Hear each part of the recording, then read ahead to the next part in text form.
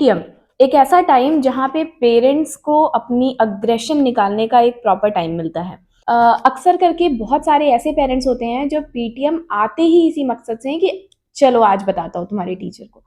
तो ये माइंडसेट है कि आज बताता हूँ तुम्हारे टीचर को, क्योंकि हम पैसे दे रहे हैं इसलिए टीचर का हर एक काम जो उसके बच्चे को आगे बढ़ाना, भले बच्चा कुछ नहीं करे पर फिर भी टीचर को उसको घोल के सब कुछ पिला देना है। ये जो माइंडसेट है पेरेंट्स का, ये अक्सर करके जो पीटीएम होता है उसमें टीचर्स को झेलना पड़ता है।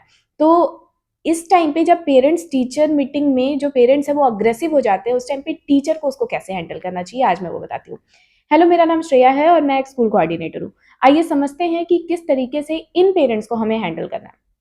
सबसे पहले पीटीएम में अगर कोई पेरेंट्स बहुत अग्रेसिव होकर आपसे बात करता है तो उसके साथ बहुत काम बिहेव करें। बिल्कुल भी अपना अग्रेशन नहीं दिखाना है। As much as you can control yourself, आपको उतना कंट्रोल करने की जरूरत है। बच्चे के बारे में जब भी बात करना शुरू करें पेरेंट्स से, तो कभी भी उसकी निगेटिव साइड को सबसे पहले ना दिखाएं। सबसे पहले उसे प्रेज करें, उसे अप्रिशिएट करें, उसकी पॉजिटिव साइड को पेरेंट्स के सामने दिखाएं। इससे पेरेंट थोड़ा सा पोलाइट हो जाते हैं, थोड़ा सा शांत हो जाते हैं।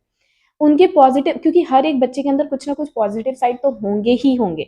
तो सबसे पहले ज़रूरी नहीं है कि हम उनके नेगेटिव साइड को, आपका बच्चा पढ़ नहीं रहा है, आपका बच्चा बहुत बदमाशी करता है, आपका बच्चा क्लास डिस्टर्ब करता है। नो, आपके बच्चे में क्या पॉजिटिव है, सबसे पहले उस चीज़ को एज़ अ टीचर हमें पेरेंट्स के सामने मेंशन करना है। सेकंड थिंग, बच्चे की जो एनेक्डोटल रिकॉर्ड, जो फाइल है कि वो क्लास में किस तरीके से बिहेव कर रहा है, जो भी आपने मेंशन किया हुआ है या बाकी सारे टीचर्स ने एनेक्डोटल रिकॉर्ड में मेंशन किया हुआ है, आप सबसे पहले अपने पेरेंट को उसको शो करें, ताकि पेरेंट आपके पास एक प्रूफ हो कि क्लासरूम में आपका बच्चा क्या कर रहा है, पेरेंट्स को वो चीज़ दिख जाए। आपसे बोलिए मत, उन्हें शो करिए, उन्हें रिकॉर्ड्स दिखाइए ताकि उन्हें समझ में आए।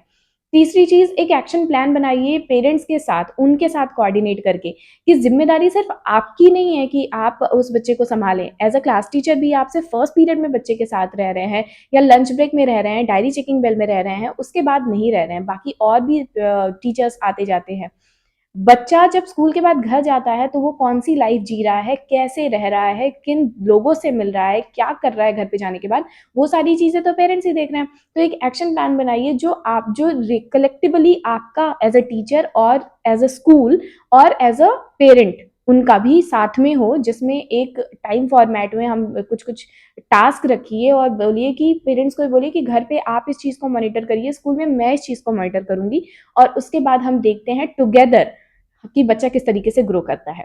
तो पेरेंट्स टीचर मीटिंग इसलिए है ताकि पेरेंट्स और टीचर्स मिलकर काम कर सके बच्चे के ऊपर, ना कि एक दूसरे से झगड़ा कर सके।